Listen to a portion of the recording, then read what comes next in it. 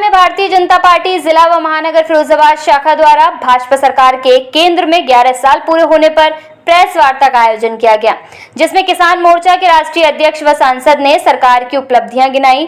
विपक्ष द्वारा सरकार पर लगाए गए सभी आरोप को निराधार बताया।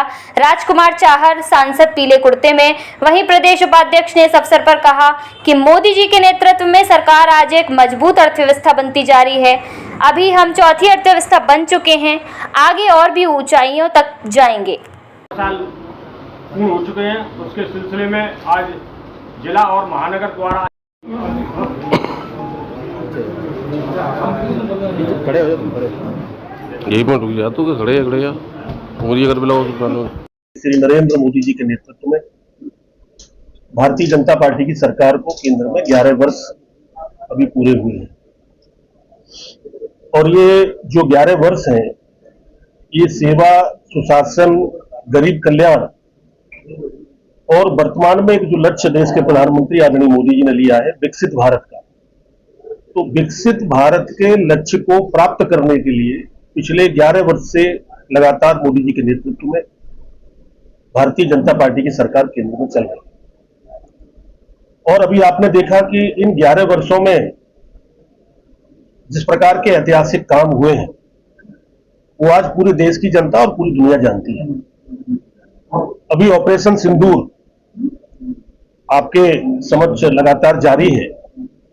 आपने देखा होगा कि पहलगांव में किस तरह से हमारे भारत की बहनों के सिंदूर को उजाड़ने का काम पाकिस्तान पोषित आतंकवादियों ने उनकी हत्या करके किया और उसका बदला प्रधानमंत्री जी ने यह कह के कि हम आतंकवादी अड्डों को मिट्टी में भी मिलाएंगे और पाकिस्तान को उसका जवाब भी देंगे और दिया भी।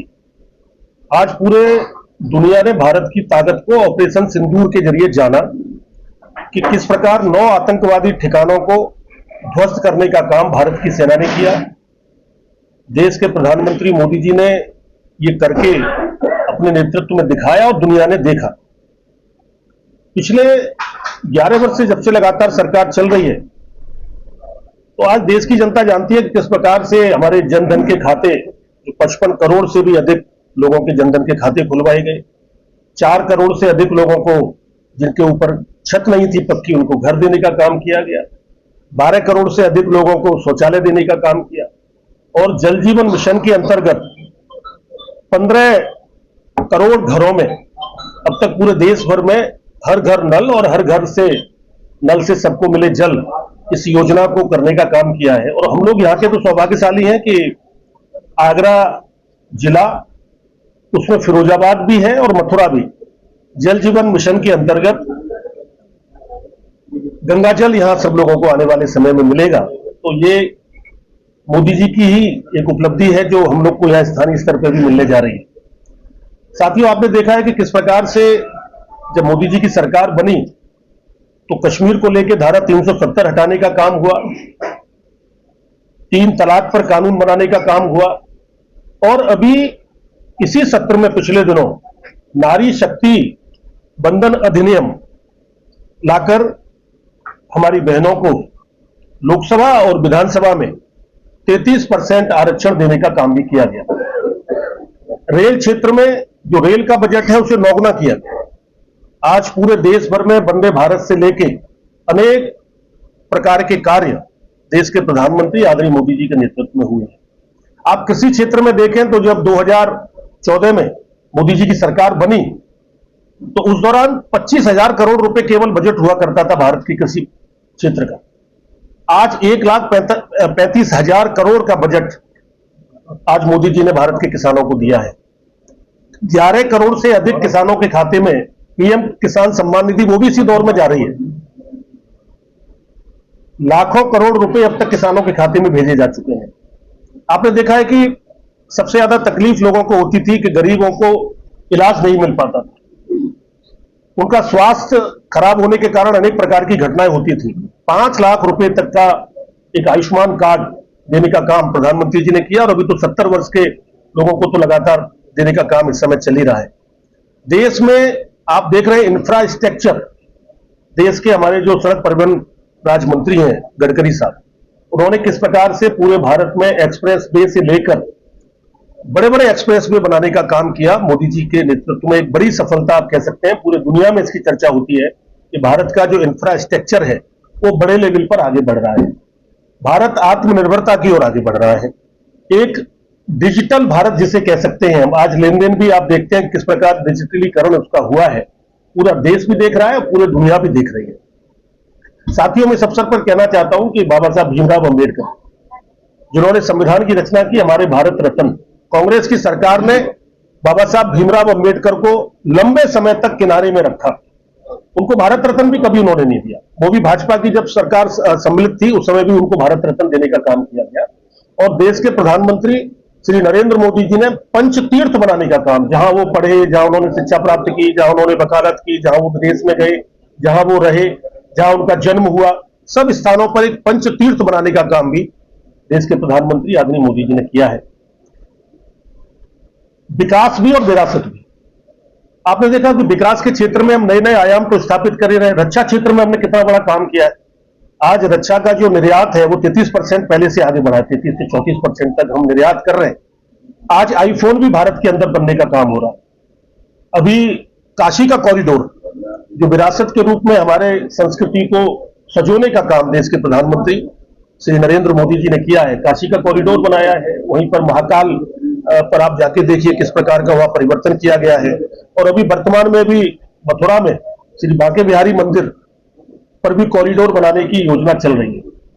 पहले केवल आप देखते होंगे कि मदरसे की चिंता करना, तुष्टीकरण की चिंता करना, एक वोट बैंक के कारण कांग्रेस पार्टी पूरे जीवन भर तुष्टीकरण के नाम पर राजनीति करती गई। लेकिन भारतीय जनता पार्टी और भारतीय जनता पार्टी का नेतृत्व देश के प्रधानमंत्री मोदी जी ने संतुष्टीकरण की राजनीति करने का काम, सेवा करने का काम हमेशा देश के लिए किया है। मैं इस अवसर पर यही कह सकता हूं कि जिस प्रकार से पूरे देश भर में आज माहौल है और ऑपरेशन सिंदूर के बाद जिस प्रकार का एक वातावरण आज पूरी दुनिया में बना है और पूरी दुनिया ने आज देखा भी है कि भारत आज सक्षम है। आज भारत की तरफ अगर कोई उंगली उठाएगा, कोई गोली देगा, तो प्रधानमंत्री जी ने कहा हम गोला देने का काम करेंगे। तो आज भारत की सीमाएं भी सुरक्षित है। भारत दिनों रात विकसित भारत की ओर अग्रसित हो रहा है। और आज भारत का जो एक संकल्प है, भारत की एक जो पहचान है, एक मजबूत राष्ट्र की तरह आज पूरी दुनिया में आगे बढ़ी है। मध्यम वर्ग का क्षेत्र हो, चाहे किसानों का क्षेत्र हो, चाहे श्रमिकों के लिए काम करने की बात हो, चाहे व्यापारियों के लिए काम करने की बात हो, एक जो संकल्प नारा, मूल मंत्र देश के प्रधानमंत्री आदरणीय मोदी जी ने लिया था, सबका आदरणीय राज्यपाल चाहल जी के नेतृत्व में यहाँ 11 साल माननीय प्रधानमंत्री नरेंद्र मोदी जी के पूर्ण हुए, उसी के उपलक्ष्य में आज हम लोग यहाँ कार्यक्रम करने के लिए आए हैं।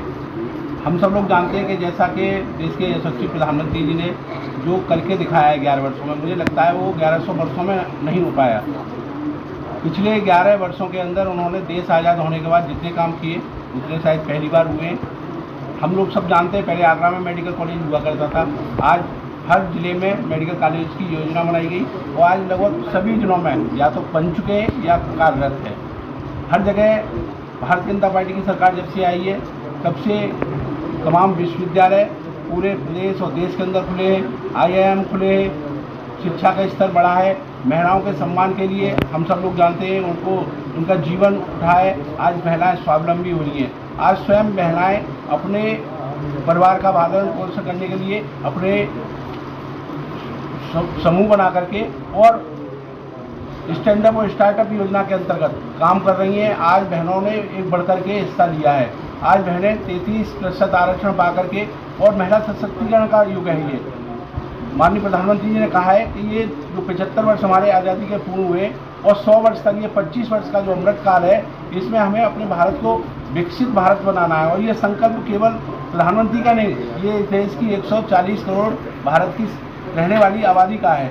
और मुझे लगता है कि जैसा प्रधानमंत्री का सपना है, जैसा आज इंफ्रास्ट्रक्चर देख रहे हैं, जैसा हम रक्षा क्षेत्र में देख रहे हैं, जैसा हम शिक्षा क्षेत्र में देख रहे हैं, जैसा हम किसानों के क्षेत्र में देख रहे हैं, जैसा हम ऑटोमोबाइल क्षेत्र में देख रहे हैं, आज पूरे देश के अंदर पहले 73 एयरपोर्ट थे, आज लगभग 150 एयरपोर्ट बनकर के तैयार हो गए। एक बड़ा अंतर पूरे देश के अंदर आया है। आज 118 वंदे भारत एक्सप्रेस इस देश के अंदर हाई स्पीड की चल रही है। इतना बड़ा सपना जो वास्तव में विकसित भारत का सपना था।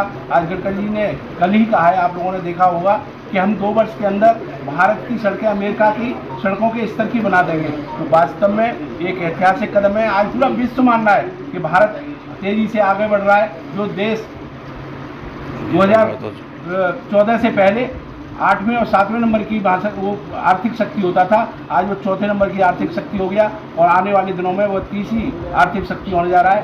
मैं मानना हूँ कि वास्तव में अगर भारत के लोगों ने, भारत के प्रधानमंत्री ने जो सपना देखा है उसके साथ चले तो निश्चित ही उनका जो सपना है कि हम लोग जो है 2047 में इस भारत को विकसित भारत, जहाँ सुरक्षा होगी, जहाँ लोगों को पूरा अधिकार होगा, जहाँ उनके पास रोजगार होगा, जहाँ वो स्वावलंबी होंगे और हर व्यक्ति, हर परिवार बहुत सुखी और समृद्ध होगा, ऐसा सपना हम जरूर पूरा कर पाएंगे।